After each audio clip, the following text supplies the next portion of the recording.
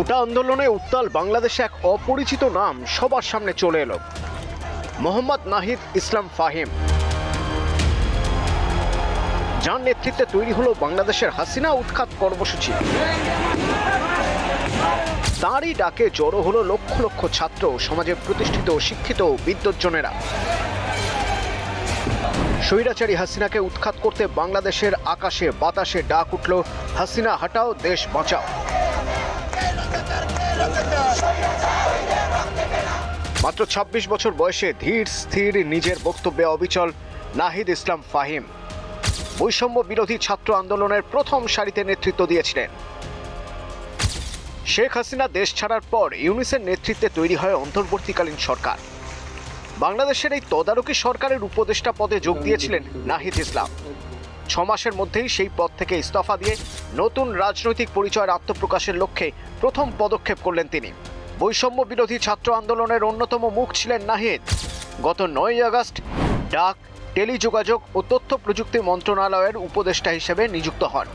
আগামী ২৮শে ফেব্রুয়ারি বাংলাদেশে বৈষম্য বিরোধী ছাত্র নেতাদের উদ্যোগে তৈরি হবে নতুন রাজনৈতিক দল। এই দলের আহ্বায়ক হিসেবে থাকবেন নাহিদ।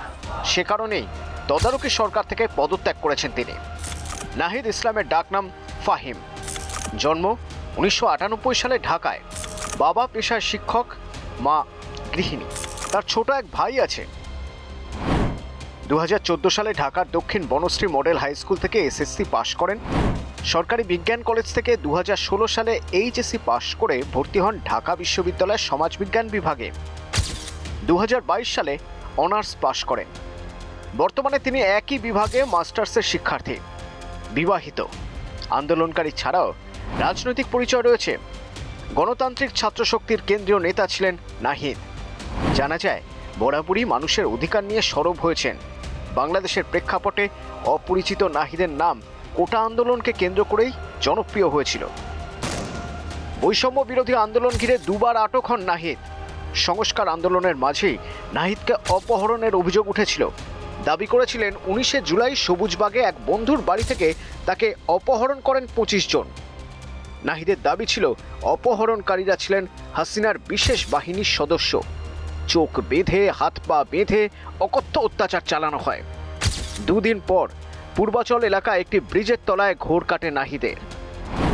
দ্বিতীয়বার ২৬শে জুলাই ধানমন্ডি গণস্বাস্থ্যগড় হাসপাতাল থেকে অপহরণ করা হয়। এরপর স্বরাষ্ট্র দপ্তর থেকে জানানো হয় নিরাপত্তার খাতিরে তাকে আটক করা হয়েছে। স্বভাবে শান্ত, কম কথা বলা নাহিদ তারপর থেকেই প্রচারে। অত্যাচার আর অপহরণের ভয়ে পিছিয়ে যাননি।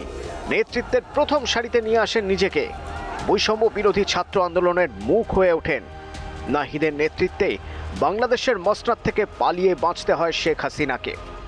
তদারকি সরকারের ডাক, টেলিযোগাযোগ ও তথ্য প্রযুক্তি মন্ত্রণালয়ের উপদেষ্টা হিসেবে কাজ করতেন তিনি। ২৫শে ফেব্রুয়ারি মোহাম্মদ ইউনূসের কাছে পদত্যাগপত্র জমা দিয়ে নতুন রাজনৈতিক দল খোলার ঘোষণা করেন।